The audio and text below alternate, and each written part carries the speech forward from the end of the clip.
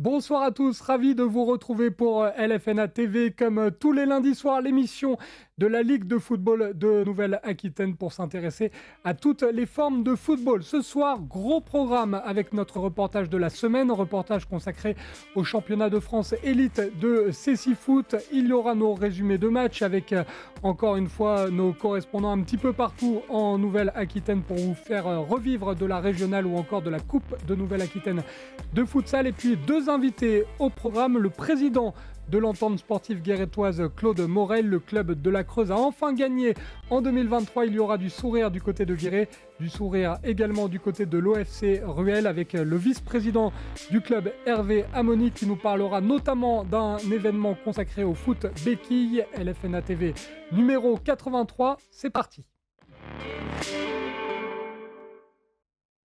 Et on débute comme promis avec le reportage de la semaine, un reportage consacré au Cécifoot, le foot handisport pratiqué par les athlètes déficients visuels. Hier avait lieu au stade du Jard du côté de Mérignac le championnat de France élite Cécifoot en présence notamment de Bondy, du Toulouse Football Club ou encore du club belge d'Anderlecht. C'est un reportage qui vous est proposé par notre correspondant en Gironde, Florian Sabatier.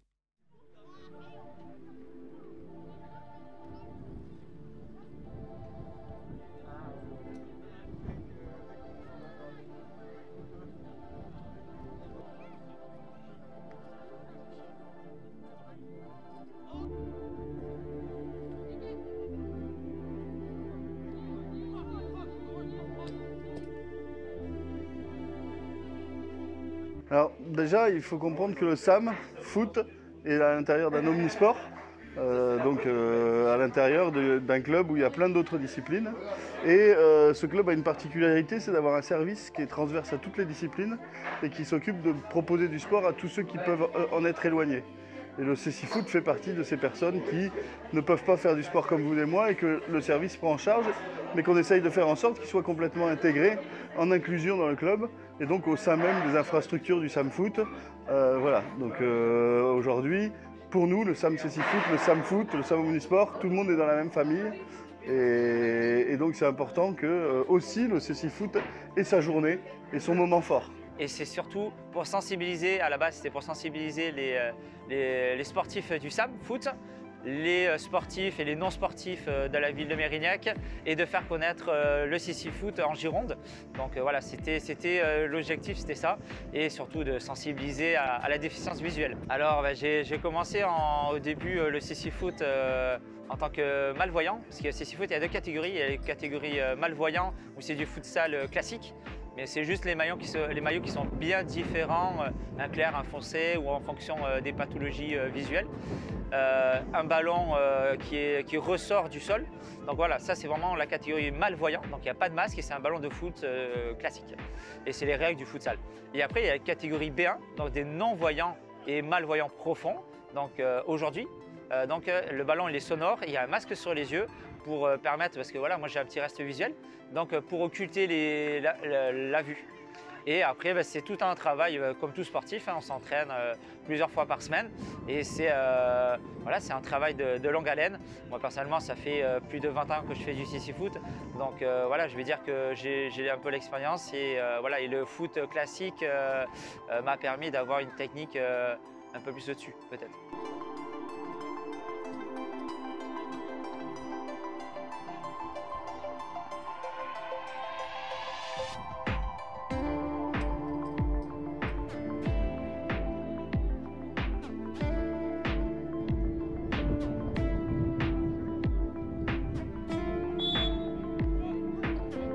Tout à fait. Alors évidemment, la France, surtout depuis les derniers championnats d'Europe, est un pays d'élite par rapport au Cécifoot et on leur souhaite le meilleur pour Paris 2024, évidemment.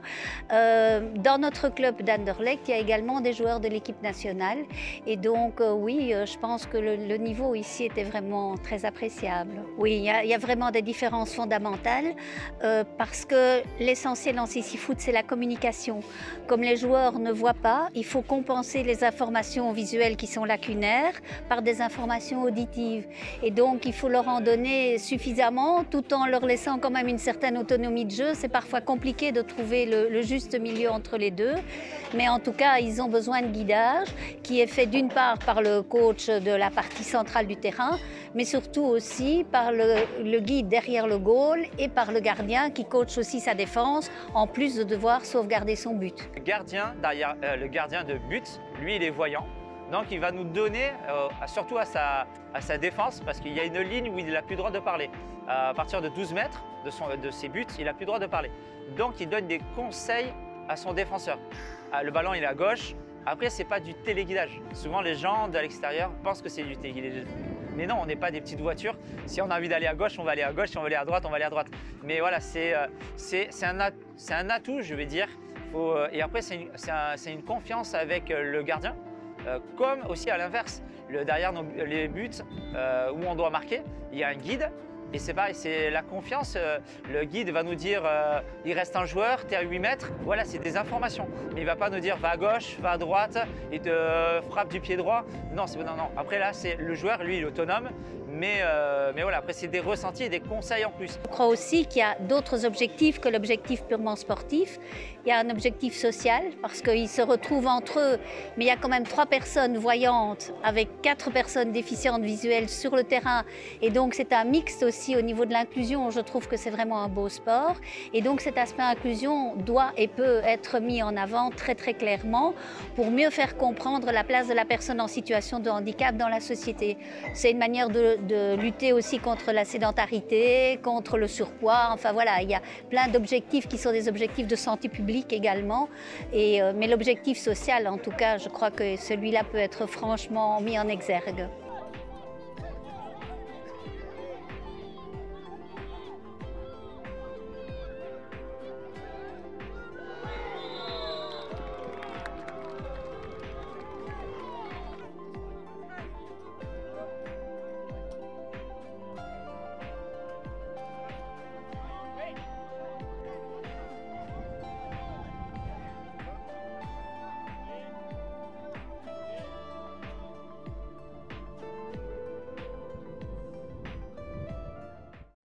Après le reportage de la semaine consacré au Cécifoot, on ouvre la page consacrée au National 2.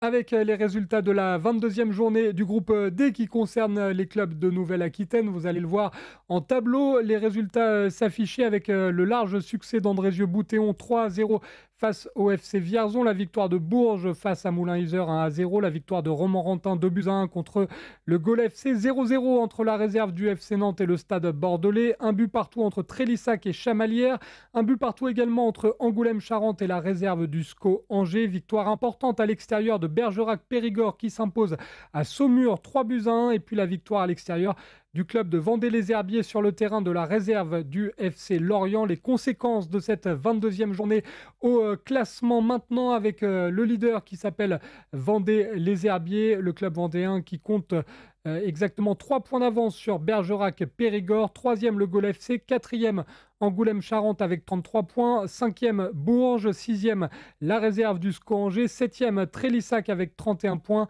8e Romorantin, 9e l'Olympique Saumur, 10e le FC Chamalières, 11e la réserve du FC Lorient, 12e Andrézieux-Boutéon avec 28 points devant la réserve du FC Nantes, Moulins-Isère est 14e avec 22 points, le Stade Bordelais est lui 15e avec 21 points et puis vous le voyez en bas de classement à la place de Lanterne Rouge, toujours le FC Vierzon avec 17 points. Le calendrier maintenant du National 2 avec la 23e journée qui se jouera ce week-end. Il y aura Bergerac-Périgord face à Angoulême-Charente dans un duel 100% néo-aquitain. Vendée-les-Herbiers, Andrézieux-Boutéon. Gol FC face à Trélissac. Bourges se déplace à Vierzon. La réserve du SCO Angers affronte une autre réserve d'un club professionnel évoluant en Ligue 1, c'est le FC Nantes. Chamalières recevra l'Olympique Saumur. Moulins-Isère face à Romorantin. Enfin, le dernier club de Nouvelle-Aquitaine, le Stade Bordelais, recevra la réserve du FC Lorient. Après le championnat de National 2, on déroule avec la logique et la suite le National 3.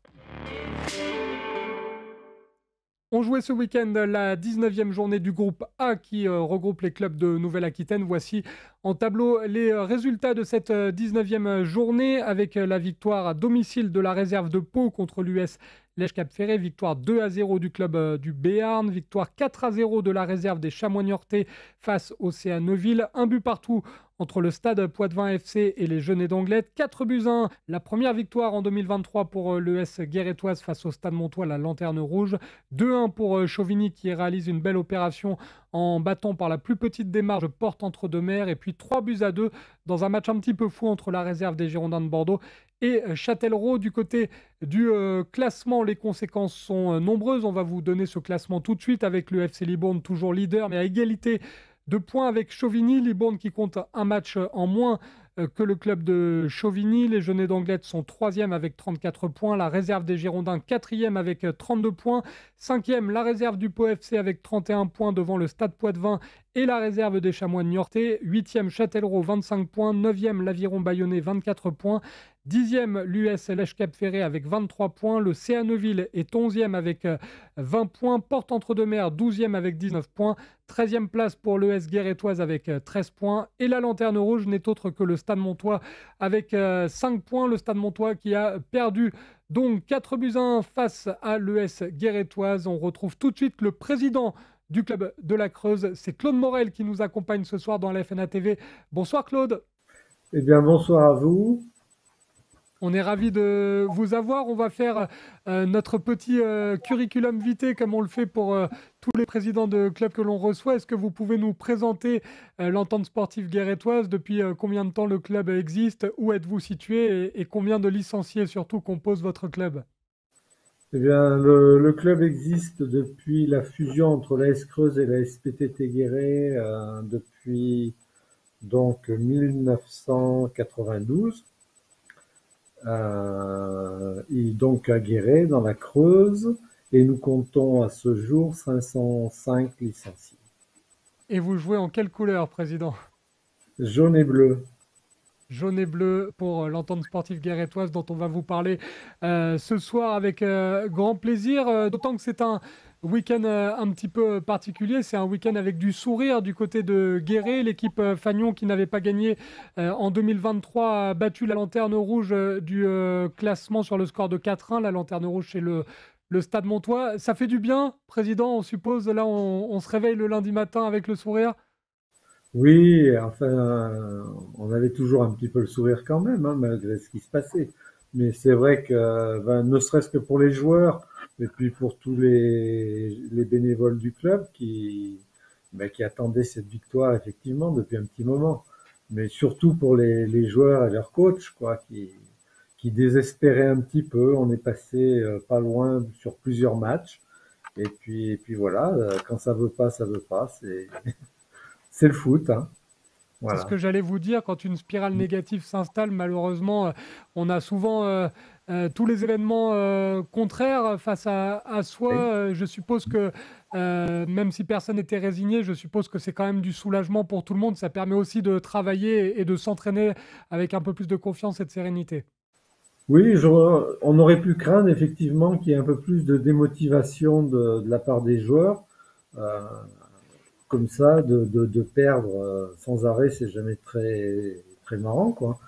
Surtout que c'est quand même des déplacements relativement longs, c'est fastidieux, hein. Et puis ils s'entraînent toujours aussi assidûment. Moi, j'ai pas trouvé, je dirais, de joueurs démoralisés. C'est plutôt encourageant. À l'image de leur président qui garde le sourire et la motivation quoi qu'il arrive. On le sait, c'est un championnat particulier parce que déjà, il y a beaucoup d'équipes qui sont concernées soit par le haut, soit par le bas. Il y a 5 descentes cette année. Le maintien, président, vous qui êtes optimiste, vous y croyez encore? Enfin, y croire, il faut rester lucide, hein. On est quand même loin des 9e. Je crois qu'il y a 10 points aujourd'hui. 11 points, oui. Ouais, 10 ou 11 points. Donc, mathématiquement, c'est vrai que c'est toujours jouable. Mais bon, on a bien vu que c'était compliqué, quoi. La semaine prochaine, on va à Anglet. Bon, il m'avait déjà impressionné chez nous. Donc bon, restons lucides et puis jouons les matchs, match après match. Après, hein, on ne sait jamais, mais bon. On a vu d'autres situations être renversées en football et il faut y croire effectivement jusqu'à la fin. La bonne nouvelle, c'est qu'il n'y a pas que l'équipe Fagnon qui a brillé ce week-end, c'est l'ensemble du club de Guéret qui a le sourire puisque vos équipes B et C ont conforté leur première place. Il y a une victoire 2-1 et une victoire 6-5. C'est un président heureux qui est avec moi dans cette émission. Ah, tout à fait, parce que même au niveau des jeunes, je dirais, bon, c'est vrai que l'équipe Fagnon, c'est la locomotive, quoi. Mais n'oublions pas tout ce qu'il y a derrière, quoi. Donc l'équipe B, oui, qui est toujours première aujourd'hui. L'équipe C, normalement, qui maintenant doit avoir 11 ou 12 points d'avance, donc sauf catastrophe, devrait monter. Donc, si vous voulez, on va resserrer un petit peu les niveaux. Chez les jeunes, tout va plutôt bien, voire très bien pour certaines équipes. Donc, on est un club, je dirais, quand même qui compte au niveau de la Nouvelle-Aquitaine, quoi. C'est dans votre ADN, hein, de toute façon, à Guéret, président, c'est aussi d'être un club formateur. Mais on n'a pas trop le choix, surtout. Contrairement à certains clubs qui peuvent, et tant mieux pour eux, je dirais, avoir des budgets conséquents leur permettant notamment pour l'équipe Fagnon, de pouvoir avoir des joueurs sous contrat fédéraux. Nous, on peut pas. Aucun de nos joueurs n'a de fixe. Je tiens à le souligner. Tous travaillent. On essaye de conjuguer tout ça au mieux, même si c'est pas évident. C'est vrai que notre ADN, c'est la formation et ça restera la formation. Voilà. Et c'est important qu'il y ait ce club formateur dans cette Ligue de la Creuse. Je voulais aussi vous avoir président parce que il y a la section féminine avec un événement le mercredi 5 avril. Ça sera de 16h à 17h30 pour les 5-12 ans du côté du complexe sportif de Cher-du-Prat sur le terrain synthétique. Vous pouvez nous en parler un petit peu de cette journée portes ouvertes? Je sais que ça tient à cœur à beaucoup de membres du club. Ben oui, tout à fait. Enfin, c'est toujours des journées importantes, je dirais, au niveau pour étoffer un petit peu la section féminine, parce que c'est pas spécial, je dirais, à l'entente sportive guérétoise, hein. Je crois que c'est au niveau du département où il y a eu une déperdition suite au Covid et tout. On a perdu beaucoup au niveau des jeunes filles et on s'attache eh bien, à refaire des sections plus importantes. Donc ces journées de détection, de partage, je l'espère, vont nous amener de nouvelles recrues. Donc n'hésitez pas si vous êtes une maman, un papa, si vous êtes une jeune fille qui a envie de jouer au foot. Tout le monde est accueilli, je suppose, les bras grands ouverts le mercredi 5 avril de 16h à 17h30. Tout à fait, avec grand plaisir. Venez à Guéret pratiquer le football féminin. Qu'est-ce qu'on peut vous souhaiter, là, Président, pour les semaines à venir, que les résultats des équipes de jeunes et des équipes seniors continuent, comme ça a été le cas ce week-end, sur une bonne lancée? Oui, tout à fait. Je dirais que oui, on reste humble, je dirais, par rapport à à tout ça, hein. Nous, chaque semaine suffit à peine, hein. C'est un peu ça. Donc non, il faut saluer aussi je dirais, le grand dévouement des bénévoles du club, parce que c'est pas évident de faire tourner un club comme nous. On est quand même excentré. Ce week-end, on a fait plus de 2000 kilomètres. On avait 19 ou 20 équipes en lice, plus les enfants, les U6, U7. Donc, vous voyez ce que ça représente en investissement humain. C'est pas évident. Il faut les conduire, il faut du mieux qu'on peut. Ça mobilise beaucoup de personnes, de parents. Donc remercions tous ces gens-là qui font vivre pas que l'Entente sportive guérétoise, je dirais nombre de clubs un peu partout en France. Voilà. On parlait de l'investissement humain, on va aussi évoquer l'investissement financier. Ce n'est pas que pour Guéret, c'est pour l'ensemble des clubs de l'Hexagone. Mais quand on connaît en plus les augmentations du prix de l'essence, tous les aléas en ce moment avec les annulations de trains, etc., on félicite et on remercie encore plus les bénévoles, que ce soit de ceux de Guéret ou d'ailleurs, hein, Président. Ah oui, c'est clair. Là, on avait 7 ou 8 bus ce week-end, vous imaginez.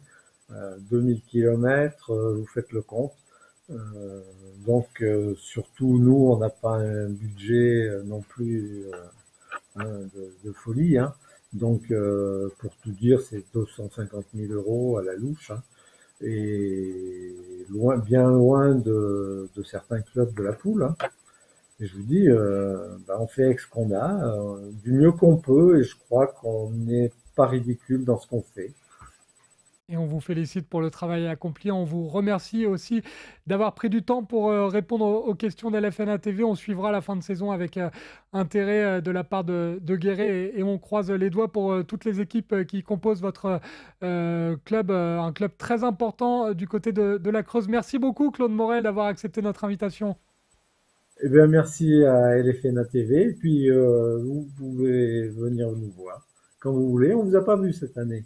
Non, on viendra, promis, Président. C'est une promesse, pas de campagne ni de candidat. C'est une promesse tout court. On viendra parce qu'on sait qu'on est toujours très bien accueillis du côté de Guéret. Eh bien, c'est gentil à vous et bonne soirée à tous. C'était Claude Morel, le président de l'Entente sportive guérétoise, qui a donc gagné pour la première fois en 2023 ce week-end l'ES guérétoise qui va jouer, vous allez le voir, lors de la prochaine journée sur le terrain des Genêts d'Anglet. Ce sera la 20e journée avec le leader, le FC Libourne, face à la réserve des Girondins, Chauvigny contre la réserve des Chamois, Châtellerault face au stade Poitevin à 19h le samedi 1er avril. Dans le même temps, les Genêts d'Anglet contre Guéret, l'US Lèche Cap Ferré face à l'Aviron Bayonnais FC, le Stade Montois contre le CA Neuville, et puis un match qui aura lieu dimanche qui opposera Porte-Entre-deux-Mers à la réserve du Pau FC. On passe maintenant à la régionale 1 avec dans la poule A un duel crucial qui avait lieu ce week-end, duel dans la lutte pour le maintien qui se déroulait au stade municipal de Royan, un match qui opposait le FC Royan Vaud Atlantique au club de Ligue UG, un duel qui était suivi par la caméra de notre reporter en Charente-Maritime, Théo Rodriguez. 19e journée de Régional 1, le club de Royan Vaud Atlantique recevait Ligue UG ce samedi au stade municipal de Royan. Avant la rencontre, Royan se positionnait 13e et Ligue UG 10e au classement de la poule A. Vous l'aurez compris, ce match est déterminant pour les deux clubs qui ont besoin de points pour se maintenir. La victoire est primordiale sur ce match, estime Mathieu Rouillet, coprésident du Royan Vaud Atlantique Football Club. On le sent, la saison a été compliquée, le début de saison a été compliqué. Aujourd'hui, on a un effectif qui travaille bien, un nouveau staff qui travaille très bien. Donc l'ambition, il n'y a pas de problème.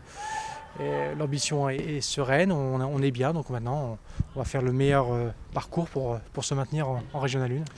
Le mot d'ordre, il est unique, hein, c'est la victoire, c'est d'être unis et puis de travailler pour l'équipe. Travail d'équipe, serrer les coudes entre nous et puis c'est surtout avoir un objectif commun, le maintien et ça passe par une victoire ce soir. Lors de leur dernier match à domicile, les Royanais s'étaient imposés 2-1 face à Thouars. Il faut poursuivre sur cette lancée et dans les vestiaires, les consignes sont claires. Il faut envoyer du jeu et prendre du plaisir. Et vous savez les gars, ce que j'attends de vous, de la détermination et du jeu. Le jeu. Il n'y a que ça qui importe au foot. Jouez, faites-vous plaisir. Mais pour ça, il faut être déterminé les gars. Je vous souhaite un bon match les gars. Hein, les 3 points c'est important. Khalid. Détermination, ensemble, détermination. Ok les gars. Khalid. Ne vous précipitez pas, restez calme. Il y a beaucoup d'énergie mais tranquille. Gérez. Sérénité. C'est bon. Allez. 19h, début de la rencontre et le coup d'envoi va pouvoir être donné par les joueurs de Ligue UG. Le match commence fort après une perte de balle royanaise. Les Ligugéens vont avoir une belle touche proche de la ligne de corner. Le ballon est récupéré par le milieu royanais dans la surface mais ne parvient pas à le dégager. C'est la panique dans les 16 mètres de Royan. Les Ligugéens vont en profiter avec un gros travail de leur buteur proche de la ligne de 6 mètres. Il arrive à la glisser en retrait pour son numéro 8 qui n'a plus qu'à finir le travail. C'est très bien joué. Ligugé ouvre la marque dès la 3e minute de ce match. Ça commence mal pour Royan. Sur l'engagement, les Royanais tentent de réagir, lancé en profondeur. Le numéro 9 réussit à la mettre à son numéro 10 qui prend sa chance mais bute sur le gardien. Frappe pas assez puissante pour surprendre le portier ligugéen. Sur l'action d'après, le latéral royanais va trouver un superbe décalage pour son numéro 11. Mais le gardien ligugéen fait à nouveau une belle parade. Touche pour Royan au milieu du terrain, mais le milieu rate son contrôle et va permettre à Ligugé de partir en contre. Mais vous allez le voir, le gardien royanais fait une belle sortie et empêche le numéro 9 de Ligugé d'alourdir le score. Malheureusement sur cette action, le portier va subir un terrible choc à la tête. Les pompiers sont obligés d'intervenir et la rencontre sera suspendue une vingtaine de minutes. Coup dur également pour le buteur de Ligugé qui sera expulsé de la rencontre. Son équipe terminera ce match à 10. Reprise du match à la 16e minute et c'est le défenseur central titulaire qui remplacera son gardien dans les buts. Même réduit à 10, les Ligugéens continuent de pousser vers le but adverse. Sur cette action, tacle musclé du numéro 8 royanais, mais le ballon arrive quand même dans les pieds du numéro 11 de Ligugé. Il prend sa chance mais rate le cadre. L'arbitre revient à la faute et distribue le 2e carton du match.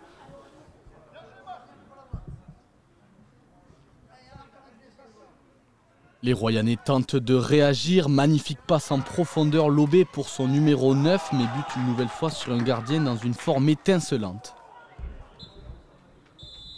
45e minute, l'arbitre renvoie tout le monde au vestiaire. Ligugé mène 1-0 au stade municipal de Royan. Début de la seconde période, sur un corner joué à 2, le numéro 11 royanais envoie un centre dans la boîte. Le numéro 9 tente un geste acrobatique qui retombe sur son coéquipier, mais son tir touche la transversale. Les joueurs de Royan qui poussent pour revenir au score. Le numéro 3 envoie un centre à rater dans la surface repris par son numéro 10 qui la décale pour une frappe, une nouvelle fois stoppée par le gardien ligugéen. Beau jeu de passe des Royanais qui trouveront leur numéro 9 dans le dos, qui va intelligemment la glisser à son numéro 10 qui frappe, mais le gardien la sort à nouveau.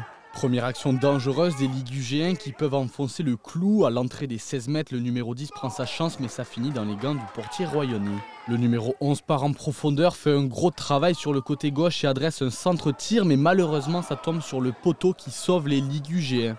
Royan court toujours après le score, ils vont se procurer une nouvelle occasion mais une fois encore, le portier s'interpose. Coup de sifflet final, Ligugé s'impose à Royan sur le score d'1-0. Coup dur pour les Royanais en supériorité numérique durant la quasi-totalité de la rencontre. Le maintien s'éloigne peu à peu, on écoute la réaction de Sibi Boubou, capitaine de cette équipe royanaise. On attendait la décision de l'arbitre, après le carton rouge, il fallait les asphyxier. C'est ce qu'on a fait en fin de première. On a essayé de le faire en deuxième mi-temps, c'était par moments désordonné, mais il fallait pousser quoi. De toute façon, dans la position dans laquelle on est, on n'a pas trop le choix. Comme je vous l'ai dit, tant que mathématiquement on n'est pas mort, il faut qu'on continue à bosser. Il faut qu'on continue à avancer et ça tournera. On est 4 ou 5 dans la même position. Il faut voir les résultats des autres et continuer à bosser. Continuer à bosser, faire tourner la chance. Après, on a l'habitude parce que comme je disais avec mon coach des gardiens, on en a pris plusieurs cette saison. Donc après, on sait défendre. On a plus de balles à jouer au foot, nous, donc ça nous convenait plutôt bien. Donc après, on a fait le dos rond, on a pris quelques vagues, mais bon, on a réussi à tenir comme d'habitude. Après, j'ai fait quelques arrêts, mais au final, toute l'équipe, on a été solide quand même, parce qu'on concède quelques occasions, mais pas tant que ça qui sont... Donc au final, on a fait un bon match, tous dans l'ensemble. Plus 3 points, c'est important. Ah bah là, on est dans la course au maintien, on va dire, donc oui, c'est important. Et donc, victoire de Ligugé, comme vous l'avez vu dans ce résumé de match, victoire très importante pour Ligugé qui réalise une très belle opération sur le plan comptable. Ligugé qui prend 6 points d'avance sur son adversaire du jour, Royan Vaux-Atlantique, qui est plus que jamais lanterne rouge de cette poule A. La régionale 3 maintenant avec la poule F. On va s'intéresser au club de l'OFC Ruel avec son vice-président, c'est Hervé Amoni qui nous rejoint dans cette émission d'LFNA TV. Bonsoir Hervé. Bonsoir Benjamin. Hervé, déjà, on va faire comme on le fait d'habitude pour les clubs de Nouvelle-Aquitaine qui ne sont pas forcément connus de tous, puisque on a des supporters et des amateurs de football de tous les départements qui nous regardent. Et maintenant, la Nouvelle-Aquitaine est tellement vaste qu'on fait toujours un petit CV. Est-ce qu'on peut présenter votre club? Où est-il situé? En quelle couleur il joue? Depuis combien de temps il existe? Combien de licenciés? Oui, bah alors c'est un club qui se trouve dans la périphérie d'Angoulême, c'est donc Rueil-sur-Touvre. On a un club d'environ 300 licenciés, on a des équipes dans toutes les catégories, on joue en jaune et noir. Club créé depuis 1908. Au départ, c'était avec l'armement, il y a une grosse entreprise qui s'appelle la DCN qui était là-bas et tout était rattaché à la DCN et aujourd'hui, bah, c'est tout retombé côté mairie. Donc voilà, notre principal partenaire, c'est notre mairie qui nous soutient beaucoup, mais voilà, c'est la mairie de Rueil. Et c'est le cas évidemment de beaucoup de clubs de l'Hexagone et de Je Nouvelle-Aquitaine. pense. Ouais, heureusement que les mairies sont là, hein. Alors Ouais, clairement. des fois certains râlent parce qu'il y a il y a des questions sur les infrastructures, etc. Mais c'est vrai que dans l'ensemble, il faut mieux être en bon rapport avec sa mairie, Hervé. On voudrait toujours plus, on voudrait toujours mieux, mais il faut aussi être capable de voir ce qu'ils font, quoi. Et on salue les maires qui nous regardent parce qu'il y en a dans les fidèles d'LFNA TV et on les embrasse évidemment. Alors le président actuel, c'est Philippe Mathieu, mais on le sait, c'est du off, mais c'est aussi évidemment dans les tuyaux. Hervé, vous êtes candidat à sa succession puisque Philippe Mathieu, la saison prochaine, va passer le flambeau, c'est ça? Ouais, c'est ça. En fait, moi, je suis au club depuis longtemps. J'avais travaillé avec l'équipe précédente. J'ai travaillé maintenant avec Philippe. Je suis vice-président, moi, depuis 3-4 ans, en charge du sportif. On a lancé beaucoup d'opérations, on va dire, sur la formation des jeunes. Et Philippe souhaite prendre du recul à cause de sa nouvelle activité professionnelle. Et donc, bah, c'est un petit peu naturellement que la passation se fait, quoi. Une passation Philippe restera au logique, sein du club, hein, dans tous les cas. bien Hein, donc, sûr. Philippe Mathieu restera un grand passionné, un grand fan de l'OFC Rueil. C'était juste pour la petite précision. Vous avez quand même pas mal d'actu, donc on va développer ces actualités dans un instant. Mais un petit mot sur l'équipe Fagnon. Vous êtes dans la poule F de Régional 3. Vous êtes 11e dans un championnat très très serré, Hervé, puisqu'il y a 5 équipes qui se tiennent en 5 points de la 7e à la 11e place qui est la vôtre. Alors pour les suiveurs, c'est une fin de saison passionnante. Pour vous, c'est peut-être une fin de saison stressante. vous avez dit le juste mot, c'est un petit peu stressant. Oui, on s'attendait à faire une saison un petit peu plus sereine. Et c'est le gros point noir de la saison parce que sur tout ce qui est formation, les jeunes, ça se passe bien. Notre équipe C, notre équipe B, cette année, sont 3, 4e, 5e. Elles sont bien positionnées aussi. Donc, c'est un climat serein dans lequel on peut travailler tranquillement. Et malheureusement, bah, cette équipe première, qui a eu beaucoup de difficultés en termes d'effectifs, beaucoup d'absents, beaucoup de blessés très tôt dans la saison. Et puis, vous savez ce que c'est, les dynamiques, quand elles s'enclenchent dans le bon sens, ben, c'est très bien. Quand elles s'enclenchent dans le mauvais sens, ben, malheureusement, on subit. Donc voilà, c'est compliqué, mais on ne lâchera pas jusqu'à la fin de saison et on espère encore s'accrocher et rester en régional. C'est important pour eux. C'est important parce que c'est la finalité de la formation qu'on donne à nos jeunes. Donc, il faut qu'on leur propose une équipe Fagnon en régional. Et c'est tout ce qu'on vous souhaite, évidemment, d'assurer le maintien en Régional 3 en fin de saison. On va en parler de ces jeunes, d'ailleurs, qui fait aussi la fierté du club. Et vous avez d'ailleurs eu l'honneur de représenter la région Nouvelle-Aquitaine lors de l'Orange Football Challenge. Vous allez nous raconter un petit peu, parce qu'il y a eu un gros travail de vos éducateurs pour en arriver là. Hervé et vos jeunes, ce sont des U13, ils sont partis. Ce week-end, ils ont vécu une sacrée expérience puisqu'ils étaient au Stade de France pour, en plus, un match qui s'est avéré être un match exceptionnel de la part des coéquipiers de Kylian Mbappé face aux Pays-Bas. Racontez-nous un petit peu tout ça. Oui, alors, on n'a pas pu trop communiquer pour l'instant parce que malheureusement, ça n'a pas pu se faire vendredi à cause des grèves de train. Orange n'a pas trouvé de solution pour nous emmener tous les gamins au Stade de France. Donc, c'est juste repoussé, c'est juste décalé. Ils nous ont assuré que ce serait nous qui serions là-bas le 19 juin pour France-Grèce. Voilà, donc c'est une grosse déception sur l'instant, mais voilà, l'actualité a pris le dessus et malheureusement, on ne pouvait pas se permettre de monter là-haut en voiture, ça aurait été trop dangereux, ou en minibus. Donc, on a suivi ce que nous a préconisé Orange, et à savoir reporter. Et c'est vrai que vous faites partie des nombreux Français qui ont malheureusement subi toutes ces annulations de trains. Ce n'est que partie remise, vous l'avez dit. Et puis France-Grèce, ça va Exactement. rester un gros match parce qu'il il y a 3 Oui. équipes phares dans le groupe de la France. Il y a les Pays-Bas, il y a l'Irlande et la Grèce. Donc ça va être un match important et le plaisir n'est que reporté pour ces jeunes. Exactement, exactement. On a communiqué dans ce sens. Voilà, il y a eu la déception initiale forcément, mais bon, Orange nous a assuré qu'on serait les prochains sur la liste. Donc, on va faire confiance à Orange et puis on va faire en sorte d'y aller dans des conditions sereines. Et on reprendra de vos nouvelles pour ce match France-Grèce C'est du coup. gentil. Comment ça s'est passé d'ailleurs? Comment vous avez été sélectionné pour représenter la Nouvelle-Aquitaine? C'est grâce, je le disais, au travail énorme de vos éducateurs, c'est ça? Exactement. En fait, il était demandé de participer à une action PEF, donc ce qui a été fait. Au sein du club cette année, donc depuis quelques années, on se structure. On avait embauché un RTJ à mi-temps cette année, Romain Tardieu. On a un autre jeune qui est en apprentissage sur un BMF. Et on avait 2 contrats civiques. Et ces garçons-là sont là pour justement assurer ce genre de mission. Et ils avaient lancé cette action PEF. Et derrière, donc, qui a été une réussite, puis tirage au sort. Et on a été les heureux gagnants de ce tirage. Et on voulait également mettre un autre événement en lumière dans cette émission d'LFNA TV, puisque vous allez avoir l'honneur et la fierté d'accueillir la dernière journée du championnat de France de football amputé. Ce sera du côté de Rueil-sur-Touvre. Ça va être le samedi 8 avril. Il y aura 3 matchs tout au long de la journée. Le vainqueur, il y a de l'enjeu parce que le vainqueur de la journée va se qualifier pour la Champions League la saison prochaine. Ça, je suppose que ça doit être une fierté et un événement sur lequel vous souhaitez communiquer, Hervé. Exactement. Donc, notre ambition initiale, en fait, c'est de monter une équipe foot béquille. On avait été sollicité par un joueur. Aujourd'hui, il n'y a rien sur la Ligue Aquitaine. Les joueurs du département, de la région qui souhaitent jouer au foot béquille vont sur la région nantaise, vont sur la région d'Annecy, donc font beaucoup de kilomètres.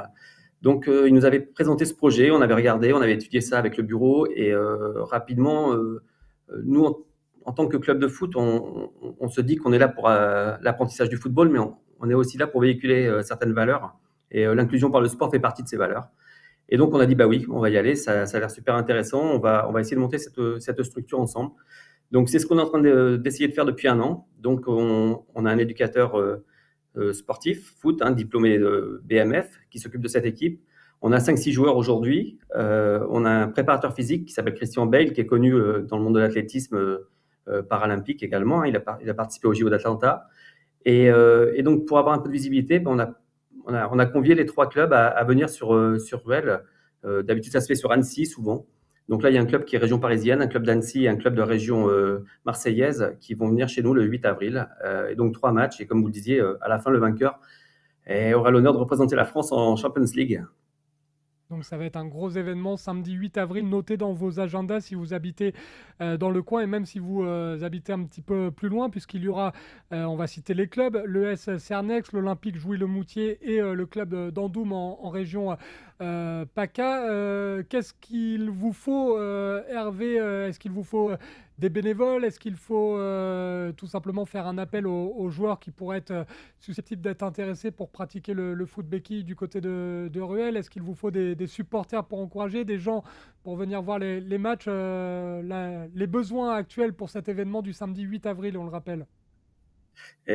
Déjà, donc nous, on a convié donc les gens du département, de la région, nos élus. On a convié toutes ces personnes-là. On a aussi contacter un petit peu la presse pour faire parler de cet événement. Il y a le magazine Vestiaire qui va venir chez nous toute la journée. Voilà, en termes de football, c'est quand même une référence aussi. Vous êtes bien sûr conviés, Benjamin, on en parlait un petit peu avant, les locaux Charente Libre et Sud-Ouest également. Et puis après également, et on a convié tous les enfants du club qui jouent pas ce jour-là. On organise aussi un petit plateau, les U9 en fait, qui jouent normalement sur des petits terrains vont découvrir le foot à 8, donc moitié de terrain, entre 18h et 19h30 à peu près. Donc voilà, mais qu'il y ait des supporters, qu'il y ait des gens qui viennent, s'ils veulent découvrir, ils sont vraiment incroyables. Physiquement, c'est incroyable ce qu'ils font. Voilà, s'ils veulent venir prendre contact avec nous, de futurs joueurs, avec plaisir. On est, je vous dis, 5-6 joueurs. L'idéal, ça serait d'être 14-15 l'année prochaine et puis de lancer vraiment la section OFC Ruel Foot Béquille. Et ça, c'est une super initiative pour ceux qui n'ont jamais vu de foot béquille. Allez regarder un petit peu sur les réseaux sociaux. Ouais. Notamment, il y a un but absolument fabuleux qui avait fait le tour du monde, qui a d'ailleurs été nommé pour le prix Puskás. Il me semble de mémoire, il y avait un joueur en béquille qui avait réalisé un retourné acrobatique absolument fabuleux et ça avait fait le buzz. C'est absolument incroyable, hein. Les performances athlétiques de ces footballeurs, c'est génial. Et c'est le samedi 8 avril du côté de Rueil-sur-Touve. Ça va débuter à quelle heure, Hervé?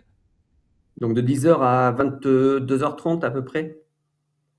Et n'hésitez pas à venir si vous êtes dans le coin ou si vous êtes un petit peu plus loin. Et puis si vous avez toujours voulu pratiquer le foot béquille et que vous êtes en Nouvelle-Aquitaine, on peut se rapprocher du club de Rueil, Hervé, pour vous contacter?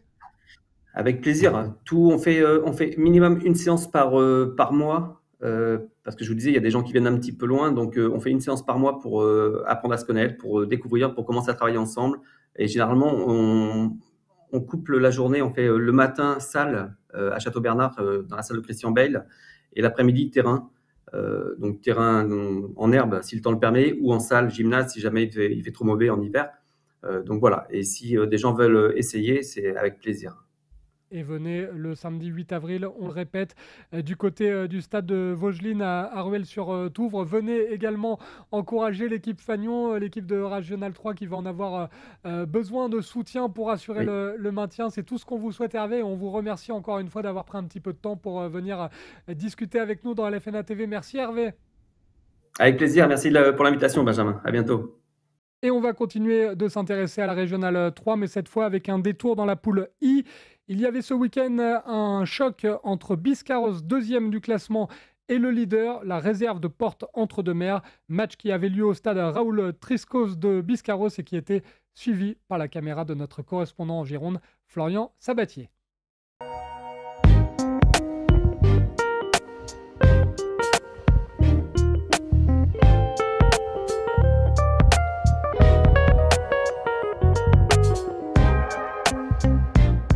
De cette rencontre de Régional 3 entre Biscarrosse et la réserve de Porte entre deux mers. Ce sont les visiteurs qui allument la première mèche sur coup franc, mais le gardien saisit très bien le ballon.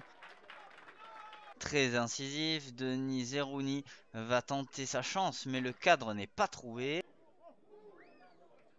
Toujours Zerouni qui met à mal la défense landaise et met le ballon dans la boîte.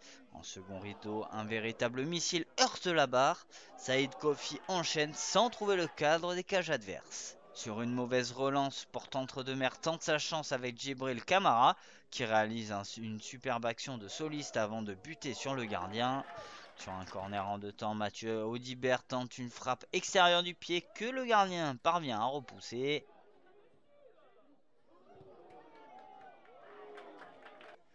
Biscarrosse va profiter d'une de ses rares opportunités pour scorer, mais en vain.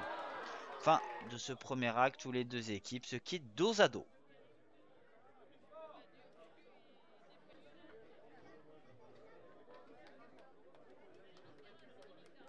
Au retour des vestiaires, les deux leaders de cette poule vont en mettre un peu plus. Sur une excellente et virevoltante chevauchée de Djibril Camara, ce dernier va parvenir à servir Zerouni qui va trop envelopper son ballon pour trouver le cadre.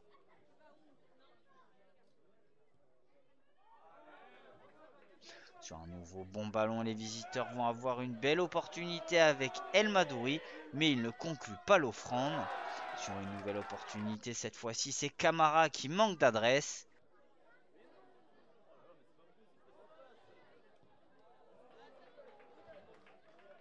Sur coup de pied arrêté, Biscarrosse ne sera pas loin d'ouvrir la marque. Les joueurs demandent un pénalty, mais l'arbitre ne bronche pas.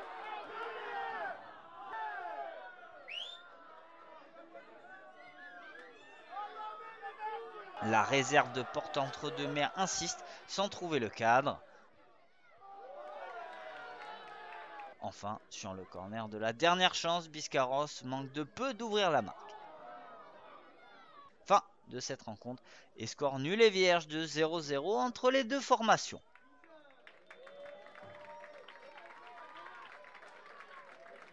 Forcément de la déception, oui, parce qu'on a mis beaucoup d'intensité, d'implication, d'envie, mais on ne va pas se mentir, le 0-0 est plutôt mérité, même si on aurait espéré avoir un penalty sur différentes situations, mais on a joué face à une très bonne équipe de Porte-Entre-Deux-Mers. Lucidité dans les derniers mètres, la dernière passe, quelques petites situations où on doit être plus fin techniquement, mais on ne va pas se mentir, on ne méritait pas beaucoup mieux. Et on termine cette émission avec notre page consacrée au futsal. Comme souvent dans LFNA TV, il y avait ce week-end le 3e tour de la Coupe de Nouvelle-Aquitaine de futsal. Le club de futsal de Charente recevait l'AJ Aulnay. C'était au gymnase Beauregard de Bury, un duel qui a tenu toutes ses promesses avec beaucoup de buts et du spectacle. Un duel qui vous est résumé par notre correspondant en Charente, Twami Nassiri.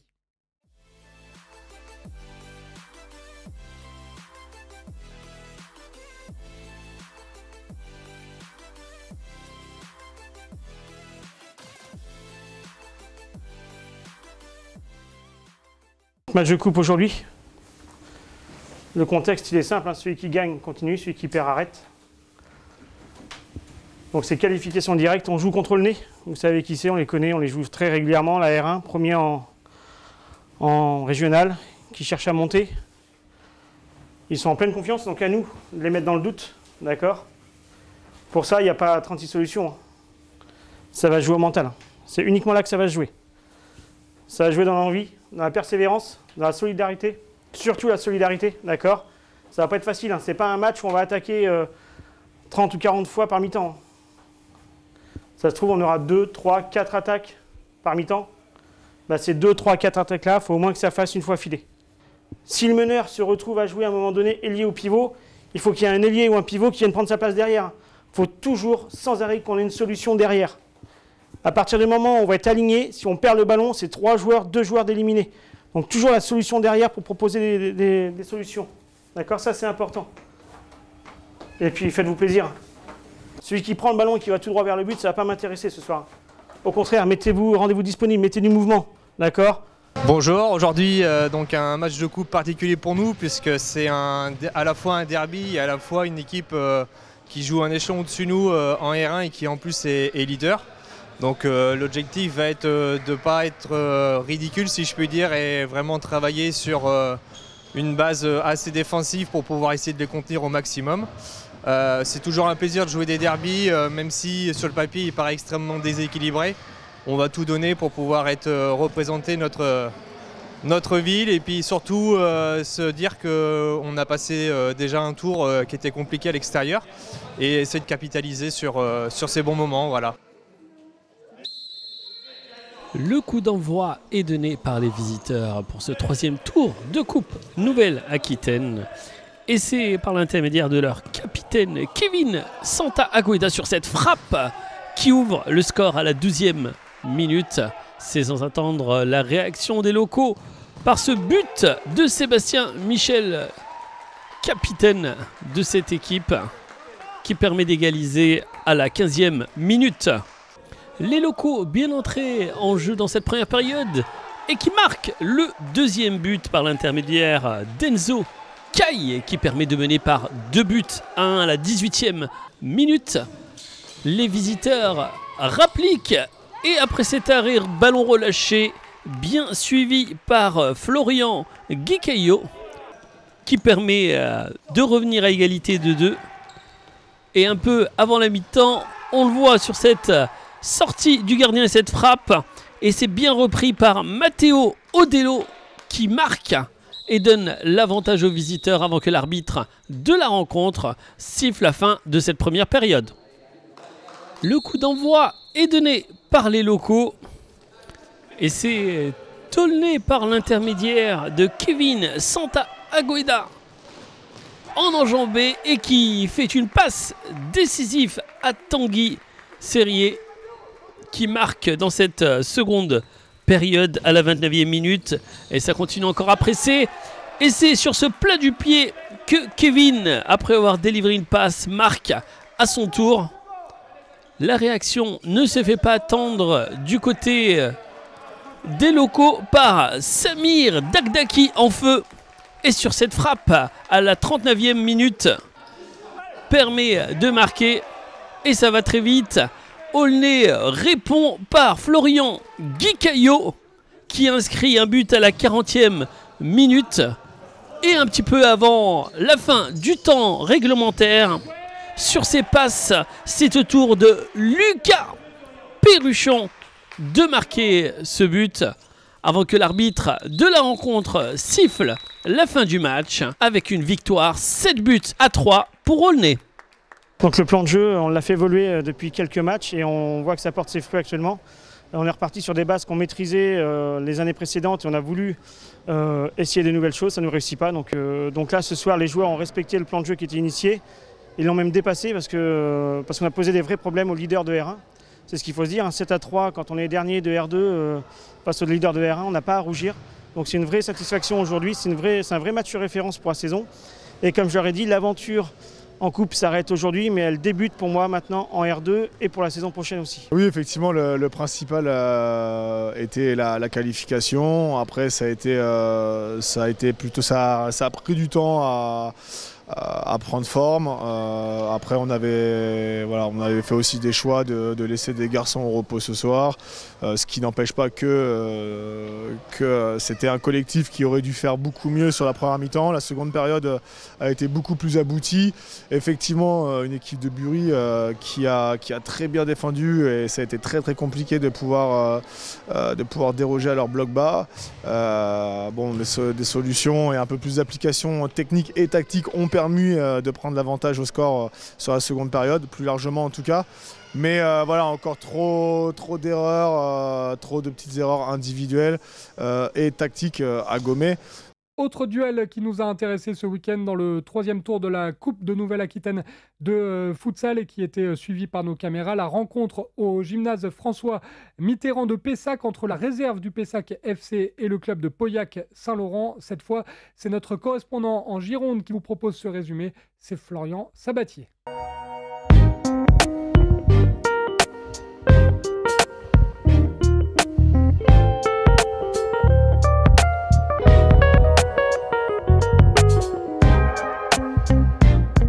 De cette rencontre de Coupe de Nouvelle-Aquitaine entre la réserve du Pessac FC et Pauillac Saint-Laurent. Ce sont les visiteurs qui sont les premiers dangereux avec une frappe d'Ayoub Chan, mais Samed Insi est à la parade. Malgré tout, Pessac met son jeu en place et sur une séquence de passes courtes, Gaylor Karim va ouvrir la marque 1-0. Les locaux intensifient leurs efforts et sur une belle percée d'Abdou Saïd qui décale Omar Belbachir qui lui remet instantanément pour le 2-0. Toujours en mouvement, Abdou Saïd va trouver le montant adverse et Omar Belbachir en second rideau va conclure pour le 3-0. Mais Pauillac ne veut pas se laisser abattre et va parvenir à réduire la marque par l'initiative de Anas Ziani.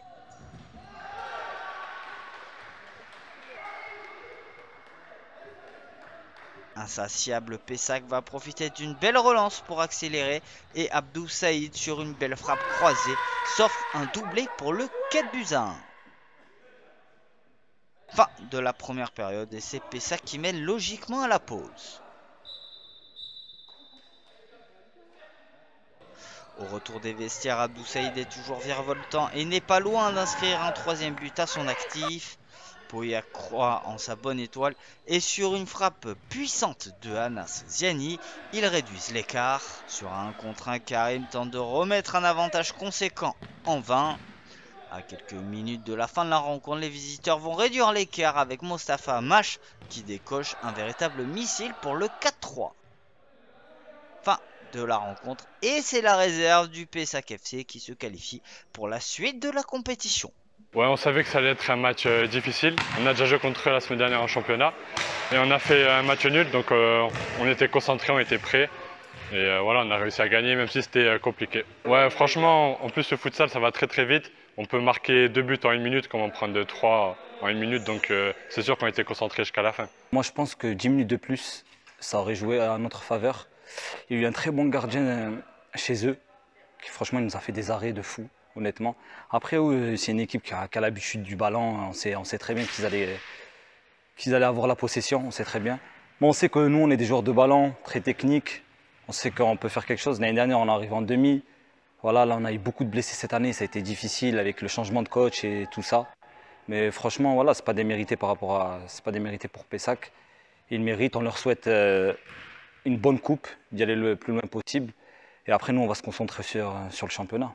On fait le point sur tous les clubs qui se sont qualifiés lors de ce 3e tour de la Coupe de Nouvelle-Aquitaine de futsal. Ça passe pour le SC La Bastidienne, pour Thouars Foot 79. Ça passe également pour le F Senior Athlétique, pour la Célestin United Artigues, pour la Jeanne d'Arc de Dax et pour Saint-Médard balle au pied. Félicitations à tous ces clubs qui ont donc brillamment passé le cap du 3e tour. LFNA TV numéro 83, c'est désormais terminé. Je remercie Paul Maison-Rognaud à la réalisation de cette émission. Merci à mon équipe de choc à l'édition avec un petit nouveau, Théo Rodriguez, avec également Rémi Samvari et les habitués, les vieux briscards de cette émission de LFNA TV, Touami Nassiri et Florian Sabatier. Merci à vous pour votre fidélité. Continuez de commenter, de partager les différents reportages de la rédaction. On se retrouve quant à nous lundi prochain pour le numéro 84 de cette émission. D'ici là, je vous souhaite une très bonne semaine à tous et n'oubliez pas,